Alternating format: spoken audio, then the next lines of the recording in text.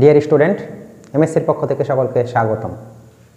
আসো, আজকে আমরা এসএসসি পদার্থবিজ্ঞানের চ্যাপ্টার 6 অর্থাৎ বস্তুর উপর তাপের প্রভাব এটার আরেকটা টপিক নিয়ে আলোচনা করব। তো দেখো, এখানে আমরা মূলত আজকে একটা ম্যাথ সলভ করব। এই ম্যাথটা সলভ করার জন্য আমাদের 3টা রাশি লাগবে বা 3টা সংজ্ঞা লাগবে। সেই রাশিটা দেখে দেন আমরা ম্যাথের দিকে আগাবো। তো আসো, প্রথমেই যেই সংজ্ঞাটার কথা বলা হয়েছে সেটা হলো তাপ ধারণ ক্ষমতা অর্থাৎ হিট ক্যাপাসিটি। হিট ক্যাপাসিটি কি? যে কোনো বস্তুর তাপমাত্রা সেটা যে কোনো ভরের বস্তু হইতে পারে, বস্তুর তাপমাত্রা 1 কেলভিন বৃদ্ধি করতে যে পরিমাণ তাপের প্রয়োজন হয় তাকে ওই বস্তুর তাপ ধারণ ক্ষমতা বলে। তো তাপ ধারণ ক্ষমতার সংজ্ঞা থেকে আমরা বলতে পারি যে কোনো বস্তুর তাপমাত্রা, আমি বললাম যে কোনো বস্তুর তাপমাত্রা ∆T কেলভিন যদি বৃদ্ধি করি, এর জন্য যদি কিউ পরিমাণ তাপের প্রয়োজন হয়, 1 কেলভিন বৃদ্ধি করতে কতটুকু তাপ লাগবে? Q divided by ∆T। আর এই যে কোনো বস্তুর তাপমাত্রা 1 একক বা 1 কেলভিন বৃদ্ধি করতে যে পরিমাণ তাপের প্রয়োজন হয় তাকে ওই বস্তুর উপাদানের কি বলা হয়? তাপ ধারণ ক্ষমতা বা হিট ক্যাপাসিটি বলা হয়। তো আমরা হিট ক্যাপাসিটির এইখান থেকে আমরা বলতে পারি যে হিট ক্যাপাসিটিকে সি দ্বারা প্রকাশ করা হয়।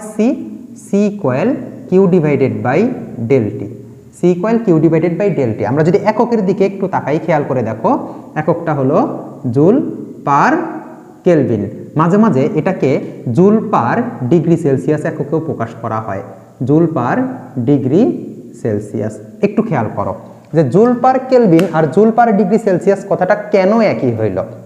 কারণ দেখো, তাপমাত্রার পরিবর্তন আমরা গত দিন বা গত লেকচারে জেনে আসছি, তাপমাত্রার পরিবর্তন কেলভিন স্কেলেও যা, সেলসিয়াস স্কেলেও তা। তার মানে আমরা বলতে পারতেছি তাপমাত্রার পরিবর্তন সেলসিয়াস স্কেলে কত ছিল, মানে সেলসিয়াস স্কেলে মৌলিক ব্যবধান কত ছিল? 100। কেলভিন স্কেলেও মৌলিক ব্যবধান ছিল 100। তো সেইখান থেকে আমরা পার কেলভিন বা পার ডিগ্রি সেলসিয়াস একই জিনিস লিখতে পারি আমরা। তাহলে হিট ক্যাপাসিটি সি ইকুয়াল আমরা পাইলাম Q divided by ∆T। ∆T মানে আমরা জানি T2 - T1, সেটাও আমরা জানি। তো আসো, হিট ক্যাপাসিটির পরে এই জায়গাটায় একটু খেয়াল করে দেখো, এইখানে বস্তুর ভর আসলে অনুপস্থিত। তার মানে এই হিট ক্যাপাসিটি অ্যাকচুয়াল কার উপরে নির্ভর করে? যে বস্তুর উপাদান এবং ভরের উপরে নির্ভর করে। ভর ভিন্ন ভিন্ন হইলে যে আমার বস্তুর হিট ক্যাপাসিটিও কি হবে? ভিন্ন ভিন্ন হবে। তো আমরা এটা এমসিকিউ এর জন্য মাথায় রাখবো যে হিট ক্যাপাসিটি বস্তুর ভর এবং উপাদান উভয়ের উপরে নির্ভর করে। আসো, হিট ক্যাপাসিটির পরে আমাদের যেটা লাগবে সেটা হলো আপেক্ষিক তাপ বা ওকে। তো আপেক্ষিক তাপটা আসলে কি? খেয়াল করে দেখো যে একক ভরের কোনো বস্তুর তাপমাত্রা 1 কেলভিন বাড়াতে যে পরিমাণ তাপের প্রয়োজন হয় তাকে ওই বস্তুর উপাদানের কি বলা হয়? আপেক্ষিক তাপ বলে, মানে স্পেসিফিক হিট আর কি। তাহলে আমি বললাম কোনো বস্তুর তাপমাত্রা, আমি বললাম এম ভরের কোনো বস্তুর তাপমাত্রা ∆T কেলভিন যদি বৃদ্ধি করতে চাই, এতে যদি কিউ পরিমাণ তাপ লাগে, 1 কেলভিন বৃদ্ধি করতে কতটুকু তাপ লাগবে? এম একক ভরের কোনো বস্তুর তাপমাত্রা 1 কেলভিন বৃদ্ধি করতে কত তাপ লাগবে? Q divided by ∆T kelvin তাপ লাগবে, m ∆T। তাহলে Q divided by m ∆T পরিমাণ তাপ লাগবে। এখান থেকে আমরা এস ইকুয়াল কি লিখতে পারি বলো তো? Q divided by m ∆T। একটু খেয়াল করে দেখো, এটার জন্য আমরা আপেক্ষিক তাপের এই এককটা কি পাই বলো তো? Joule per KG per kelvin. একটু খেয়াল করো, একক ভরের কথা বলা হয়েছে, তার মানে আচ্ছা এখান থেকে আমি এটাও লিখতে পারি কিন্তু, বা joule per KG per degree Celsius. একটু খেয়াল করে দেখো, তুমি যেই ভরই নাও না কেন সবসময়ের জন্য সেটা কি একক ভরে আমরা কনভার্ট করব। তো একক ভরে কনভার্ট করার মানে হলো যে 1 কেজি ভরের জন্য।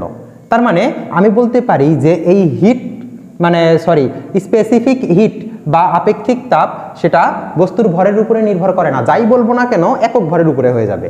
তার মানে শুধুমাত্র উপাদান, বস্তু কোন উপাদানে তৈরি সেটার উপরে নির্ভর করে। তার মানে আমরা এটা মাথায় রাখবো যে হিট ক্যাপাসিটি কার উপরে নির্ভর করে? বস্তুর উপাদানের উপরে নির্ভর করে। ওকে, এরপরে একটা জিনিস দেখো, তো এই যে তাপ ধারণ ক্ষমতার আমরা গাণিতিক রাশিটা পাইলাম সি ইকুয়াল, বা এটার C equal Q divided by ∆T। Same ভাবে আমরা আপেক্ষিক তাপের ফর্মুলাটা কি পাইলাম? S equal Q divided by m ∆T। তো এই যে তাপ ধারণ ক্ষমতা ও আপেক্ষিক তাপের আমরা সম্পর্কটা একটু দেখব। একটু খেয়াল করে দেখো, তাপ ধারণ ক্ষমতার আমরা পাইছিলাম C equal Q divided by ∆T, আর আপেক্ষিক তাপ পাইছি আমরা কত?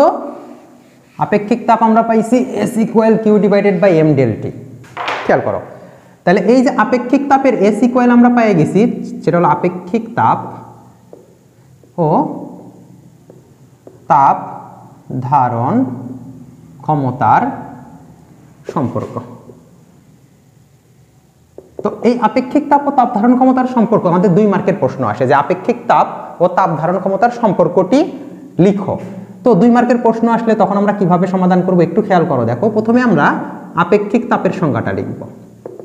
তো আপেক্ষিক তাপের সংজ্ঞাটা লেখার পরে দেখো আমরা জানি আপেক্ষিক তাপ এস ইকুয়াল কত, Q divided by M del T, একটু আগে আমরা দেখে আসছি। আবার একটু খেয়াল করো, তাপ ধারণ ক্ষমতার সংজ্ঞা থেকে আমরা জানি তাপ ধারণ ক্ষমতা। তো এইখান থেকে আমরা জানি সি ইকুয়াল কত, Q divided by del T. তাহলে দেখো এই যে Q divided by del T, এটার পরিবর্তে সি বসাই দিলে আমরা এস ইকুয়াল কি পাচ্ছি বলো, সি ডিভাইডেড বাই এম। তার মানে আমি বলতে পারি যে এই সি ইকুয়াল এম এস। তার মানে আমি বলতে পারি বলো, তাপ ধারণ ক্ষমতা ইকুয়াল বস্তুর ভর ইন্টু বস্তুর আপেক্ষিক তাপ বা আপেক্ষিক তাপ। তো এতটুকু লিখে দিলে আমরা 2 পেয়ে যাব। তার মানে আমরা তাপ ধারণ ক্ষমতা ও আপেক্ষিক তাপের মধ্যে সম্পর্ক যদি আমার কখনো চাই, আমরা কি করব, প্রথমে আপেক্ষিক তাপের সংজ্ঞাটা লিখব, একটু আগে লিখে দেওয়া হয়েছে S equal Q divided by M del T আমরা পেয়ে যাব। এরপরে তাপ ধারণ ক্ষমতার সংজ্ঞা লিখে লিখব C equal Q divided by del T, যেটাও আমরা জানি। এরপরে আমরা এই দুটোর সম্পর্কটা দেখে ফেলবো, S equal C divided by M মানে সি ইকুয়াল এস এম। তাহলে তাপ ধারণ ক্ষমতা ইকুয়াল কত, বস্তুর ভর ইন্টু আপেক্ষিক তাপ। ওকে, 2 মার্কের জন্য পরীক্ষায় প্রশ্নটা সবসময় সচরাচর এসে থাকে আর কি। তো এখন আসো এর পরের ঘটনাটা নিয়ে আমরা একটু দেখি। তো এরপরে আমরা আরেকটা রাশি লিখে রাখছি নিচে, সেটা হলো আপেক্ষিক সুপ্ততাপ। আপেক্ষিক সুপ্ততাপ আসলে জিনিসটা কি? তো আপেক্ষিক সুপ্ততাপটা হলো, দেখো আমরা একটা ঘটনা জানি যে আমি যদি এইখানে এই পাত্রের মধ্যে কিছু পরিমাণ তরল বা বায়বীয় পদার্থ বা যে কোনো একটা পদার্থ নেই, ধরলাম আমি এর মধ্যে কিছু পরিমাণ আমি বরফ নিছি। আমরা জানি নর্মালি বরফের টেম্পারেচার কত থাকে, 0 ডিগ্রি সেলসিয়াস। তো আমি দেখলাম বরফ গলতেছে, মানে মেল্টিং পয়েন্টে আছে, অর্থাৎ 0 ডিগ্রি সেলসিয়াসে আছে। তো আমি যদি এর মধ্যে একটা থার্মোমিটার দিয়ে রাখি, একটা সেলসিয়াস স্কেল বললাম, সেলসিয়াস স্কেল, তখন কি ঘটনা ঘটে, এই বরফটার তাপমাত্রা ও কত দেখাবে, 0 ডিগ্রি সেলসিয়াস দেখাবে। ততক্ষণ পর্যন্ত এই তাপমাত্রা 0 ডিগ্রি সেলসিয়াস থাকবে যতক্ষণ না পর্যন্ত সম্পূর্ণ বরফটা কি হবে, গলে যাবে। আচ্ছা, আমি যদি বলি যে 0 ডিগ্রি সেলসিয়াস তাপমাত্রায় বরফটা গলতেছে, ওই টাইমে আমি আর বাইরে থেকে কোনো প্রকার তাপ দিচ্ছি না, কোনো হিট দিচ্ছি না, তাপ যদি না দেয়া হয় তাহলে কি বরফ গলবে? অবশ্যই তোমাদের অ্যান্সার হবে না, গলবে না। তার মানে আমি যখন তাপ দিচ্ছি, আমার এই তাপটা তো বরফের তাপমাত্রা বাড়াইতে পারতেছে না, বা আমার এখানকার এই যে এইখানে বরফ রাখছিলাম তাকে শুধুমাত্র কি করতেছে, গলাচ্ছে। তো এইখানে শুধুমাত্র ওই যে বরফের মধ্যেকার যে আন্তঃআণবিক বন্ধনটা আছে, সেই বন্ধনটা ভাঙতেই তাপ কাজ করতেছে।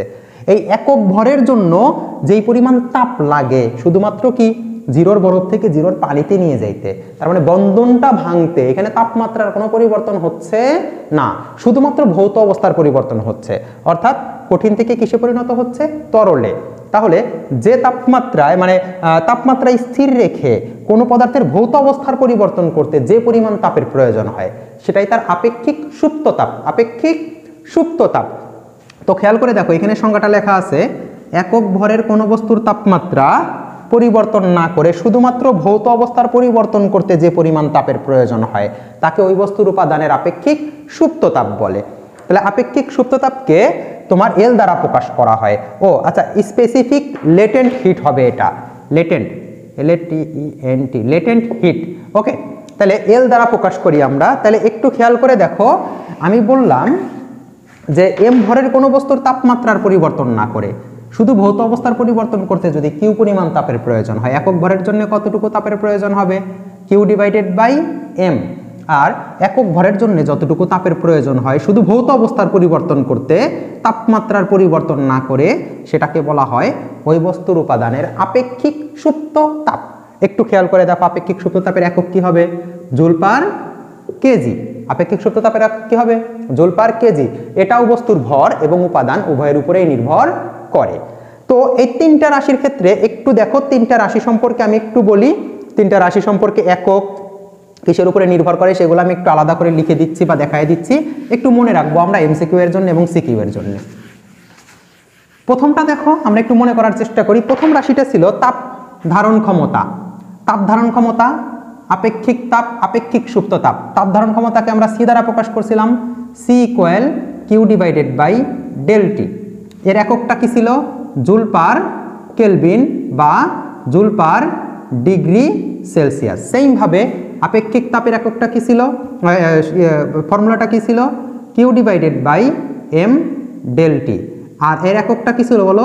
Joule per KG per kelvin বা joule per KG per degree Celsius. আর আপেক্ষিক সুপ্ত তাপটা কি ছিল? কিউ ডিভাইডেড বাই এম, এককটা কি ছিল? Joule per KG.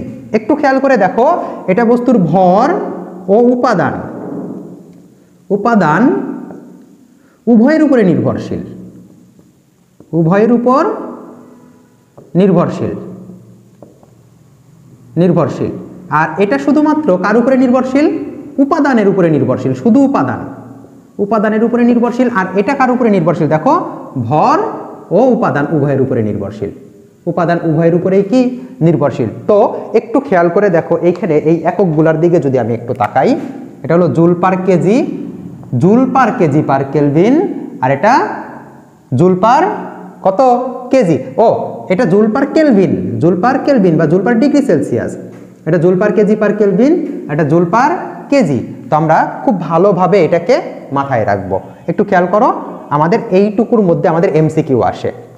আবার আরেকটা রাশি একটু আমরা দেখে আসছি, এই আপেক্ষিক তাপ আর তাপ ধারণ ক্ষমতা, এই দুইটার মধ্যে সম্পর্ক আমরা পাইছিলাম সি ইকুয়াল, এই দুইটার সম্পর্ক সি ইকুয়াল এম এস, অর্থাৎ ভর ইন্টু আপেক্ষিক তাপ। সেই সম্পর্কটাও আমি জানি। এগুলো দিয়ে ছোট ছোট এমসিকিউ আসে, ছোট ছোট ম্যাথ আসে।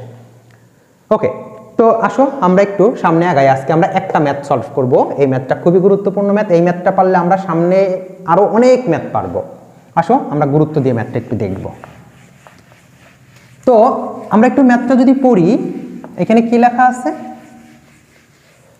এখানে বলা আছে -5 ডিগ্রি সেলসিয়াস তাপমাত্রার 100 গ্রাম বরফকে 110 ডিগ্রি সেলসিয়াস তাপমাত্রার বাষ্পে পরিণত করতে কি পরিমাণ তাপ লাগবে। তো আমাদের একটাই কোশ্চেন, আমি কোশ্চেনটা আগে তোমাদের একটু বুঝায় বলবো। খেয়াল করে দেখো, আমার টেম্পারেচার আছে কত? -10।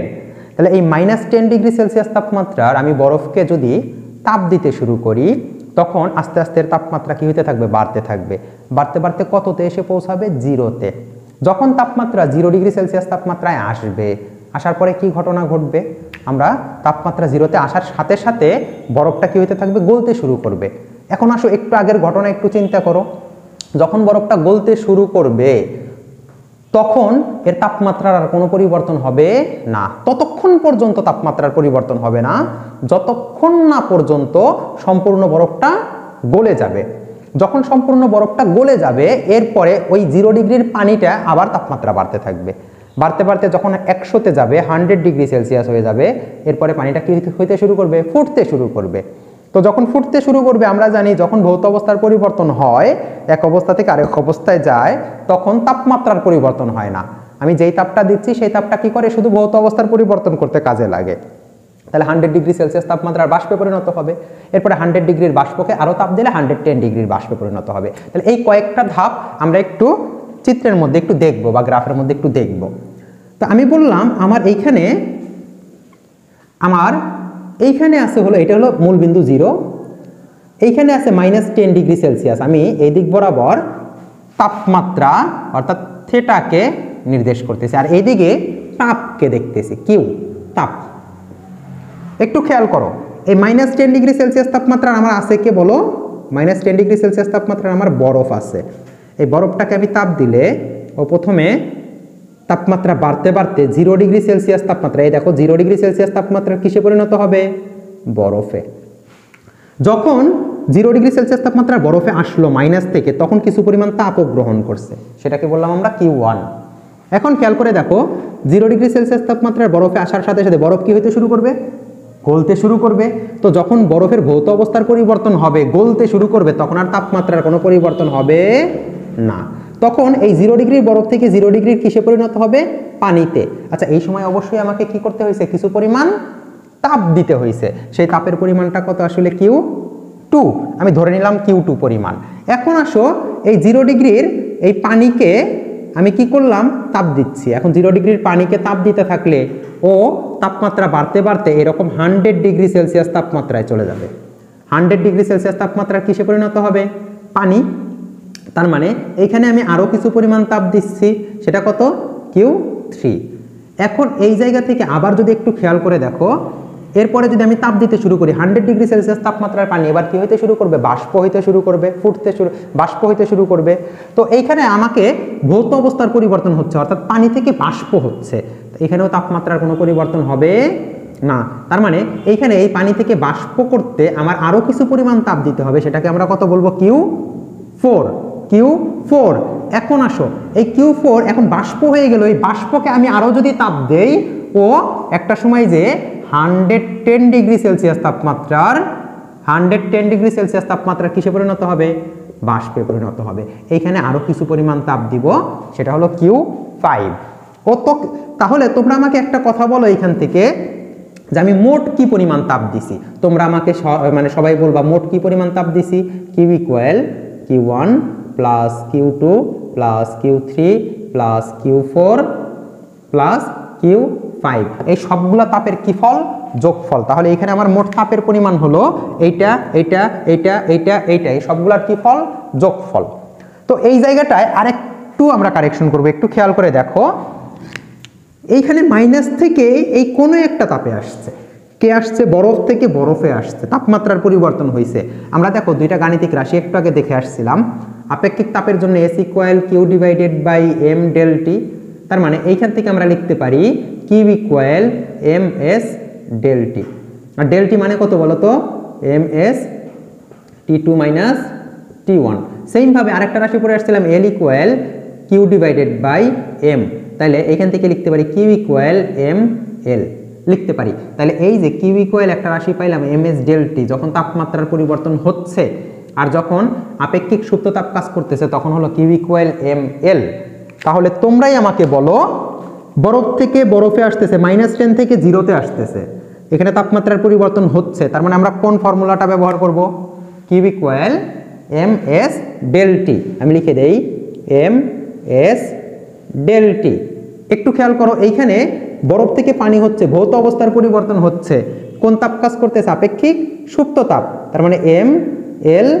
ওকে, সেম ভাবে একটু খেয়াল করো, এইখানে আমার কাজ করতেছি কি, পানি থেকে পানিতে যাচ্ছে, তাপমাত্রার পরিবর্তন হচ্ছে, Q equal MS del T। Same ভাবে একটু খেয়াল করো, বাষ্প থেকে কি হচ্ছে, পানি থেকে বাষ্প হচ্ছে, তাহলে ML। একটু খেয়াল করে দেখো, এইখানে আবার বাষ্প থেকে বাষ্প হচ্ছে, তাপমাত্রার পরিবর্তন হচ্ছে, 100 থেকে 110-এ যাচ্ছে, MS ডেল T। আচ্ছা ডেল T না লিখে, আচ্ছা ডেল T আমি লিখি, সমস্যা নেই, ডেল T। একটু খেয়াল করো, তাহলে আমরা এই সবগুলা জানি। এখন আসো এইখানে খেয়াল করে দেখো, আমি বলছিলাম যে এক একটা বস্তুর এই যে আপেক্ষিক তাপ উপাদানের উপরে নির্ভরশীল। উপাদানটা আসলে কিসের, সেটা কি বরফ নাকি পানি নাকি বাষ্প, উপাদানের উপরে নির্ভরশীল। তার মানে এখানে একটু খেয়াল করে দেখো যে আপেক্ষিক তাপ, এটা বরফ থেকে বরফে যাচ্ছে, তাহলে কার আপেক্ষিক তাপ হবে, বরফের। তাহলে বরফে আর আপেক্ষিক তাপের জন্য আমি এটাকে S1 দ্বারা প্রকাশ করলাম। সেম ভাবে খেয়াল করে দেখো, বরফ থেকে পানি হচ্ছে, তার মানে এটাকে মেল্টিং পয়েন্ট, মানে এখানে শুধুমাত্র গলাইতে সাহায্য করতেছে, তার মানে এখানে যে আপেক্ষিক সুপ্ত তাপটা কাজ করবে সেটা কত, গলনের আপেক্ষিক সুপ্ত তাপ। আর এটাকে বলা হয় লেটেন্ট হিট অফ ফিউশন, অর্থাৎ বরফ গলনের আপেক্ষিক সুপ্ত তাপ। এখানে তোমরাই আমাকে তাহলে বলো, পানি থেকে কি হচ্ছে, পানি, তাহলে কার আপেক্ষিক তাপ হবে, পানির আপেক্ষিক তাপ আমি S2 দ্বারা প্রকাশ করলাম। আমি মাথায় রাখবো কোন উপাদানের মধ্যে আমি আছি তার আপেক্ষিক তাপ হবে। সেম ভাবে এইটা পানি থেকে বাষ্প হচ্ছে, তাহলে লেটেন্ট হিট অফ ফিউশন, অর্থাৎ বাষ্পীভবনের আপেক্ষিক সুপ্ত তাপ হবে। আপেক্ষিক সুপ্ত তাপ কাজ করবে ঠিক আছে, কিন্তু কোনটার, বাষ্প করতে যেটা কাজে লাগবে। আর এটা কত, বাষ্প থেকে বাষ্প হচ্ছে, কার আপেক্ষিক তাপ হবে, বাষ্পের আপেক্ষিক তাপ হবে। এখন আসো, তার মানে এই বরফের আপেক্ষিক তাপ, পানির আপেক্ষিক তাপ, বাষ্পের আপেক্ষিক তাপ লাগবে, বরফ গলনের আপেক্ষিক সুপ্ত তাপ লাগবে, বাষ্পীভবনের আপেক্ষিক সুপ্ত তাপ লাগবে। এই কয়েকটা মান পাইলেই আমার M এর মান দেয়াই আছে 100 গ্রাম, তার মানে কত, 0.1 কেজি। আমি সবগুলা মান একটু লিখে দিচ্ছি সুন্দর করে। M ইকুয়াল 100 গ্রাম মানে 0.1 কেজি। S1 কার আপেক্ষিক তাপ? বরফের। কত আমরা জানি? 2100 joule per KG per kelvin. সেইমভাবে পানির আপেক্ষিক তাপ কত? 4200 joule per KG per kelvin. তারপরে তোমার কত? বাষ্পের আপেক্ষিক তাপ হলো 2000 joule per KG per kelvin. বরফ গলনের আপেক্ষিক সুপ্ত তাপ হলো, এই যে বরফ গলনের আপেক্ষিক সুপ্ত তাপ 3,36,000 3,36,000 জুল পার কেজি। আচ্ছা, বাষ্পীভবনের আপেক্ষিক সুপ্ত তাপ কত? 22,68,000 জুল পার কেজি। এই মানগুলা দিয়ে দেখো আমি এই ম্যাথটা সলভ করে ফেলতে পারবো। এইখানে দেখো আমরা একটা জায়গায় আবার ভুল করি। সেই ভুলটা হলো এই যে ডেলটিটাকে বের করতে আমরা সবসময় লিখি এইভাবে -10 ডিগ্রি সেলসিয়াস তাপমাত্রার বরফকে 0 ডিগ্রির বরফে পরিণত করতে প্রয়োজনীয় তাপ, এম এর মান জানি, এস অন জানি, বরফের আপেক্ষিক তাপ, ডেলটি এর মানটা কত হবে? ডেলটি এর মানটা সবসময় মাথায় রাখবো আমরা। ডেলটি মানে হলো T2 - T1, অর্থাৎ পরেরটা মাইনাস আগেরটা। পরিবর্তন মানেই পরেরটা মাইনাস আগেরটা। তুমি বলো আগে আদি তাপমাত্রা কত ছিল বলো? -10। পরে কত হয়েছে? 0। পরে কত হয়েছে? এই যে 0 না, 0। তাহলে পরিবর্তন কত হবে? 0 মাইনাস -10। 0 মাইনাস -10, তার মানে হবে পরিবর্তন হলো 10 ডিগ্রি সেলসিয়াস, মানে হলো 10 কেলভিন। এই জায়গাটা আমরা মাইনাস দেওয়ার কারণে ভুল হয়ে যায়। আমরা সবসময়ের জন্য কি লিখি? -10। পরিবর্তন মানে কি? এই যে -10, এইটা -10 করে ফেলি। মাথায় রাখবো আমরা সবসময়ের জন্য পরিবর্তন মানেই পরেরটা মাইনাস আগেরটা। সেম ভাবে তোমরা আমাকে বলো এই জায়গার পরিবর্তন কত হবে? তোমরা নিজেরাই আমাকে বলতে পারবা। পরিবর্তন হবে হলো 100 - 0 ডিগ্রি সেলসিয়াস, মানে কত? 100 degree Celsius equal 100 kelvin. Same ভাবেই বলো এখানে পরিবর্তন কত হবে? 110 - 100 ডিগ্রি সেলসিয়াস, তার মানে 10 ডিগ্রি সেলসিয়াস ইকুয়াল 10 কেলভিন। তাহলে দেখো এখন আমরা সবগুলা মান জানি, সবগুলা রাশি জানি। এই বোর্ডের দিকে তাকাইলে আমরা এখন টোটাল কিউ এর মান বের করতে পারবো, অর্থাৎ মোট তাপ হবে। এই কিউটাকে বলবো আমরা কি তাপ? মোট তাপ। মোট প্রয়োজনীয় তাপ, প্রয়োজনীয় তাপ, সেই তাপের মানটা আমরা বের করতে পারবো। মোট প্রয়োজনীয় তাপ হবে সবগুলো আলাদা আলাদা তাপের কি ফল? যোগফল। এখন আসো শেষ কথাটা আমি একটু বলি, একটু মনোযোগ দিয়ে শোনো। আমাকে ধরো বলে দিল 0 ডিগ্রির বরফকে 100 ডিগ্রির বাষ্পে পরিণত করতে কি পরিমাণ তাপ লাগবে। আমি শুরুটা করব কোথা থেকে? 0 ডিগ্রির বরফ থেকে। তাহলে 0 ডিগ্রির বরফ প্রথমে 0 ডিগ্রির কি হবে? পানি। 0 ডিগ্রির পানি থেকে 100 ডিগ্রির পানি, 100 ডিগ্রির পানি থেকে 100 ডিগ্রির বাষ্প, তার মানে টোটাল এইটুকুর পরিমাণ তাপ লাগবে। আমাকে প্রশ্নে যা বলবে তা। এই অংশটা তুমি যদি ভালোভাবে বুঝে থাকো, তোমার প্রশ্নে যেভাবেই ভাঙায় বলুক তুমি সবগুলো সলভ করতে পারবা। কিভাবে লিখবা? এইটার ক্ষেত্রে আমি যদি বলি তখন লিখবা কি?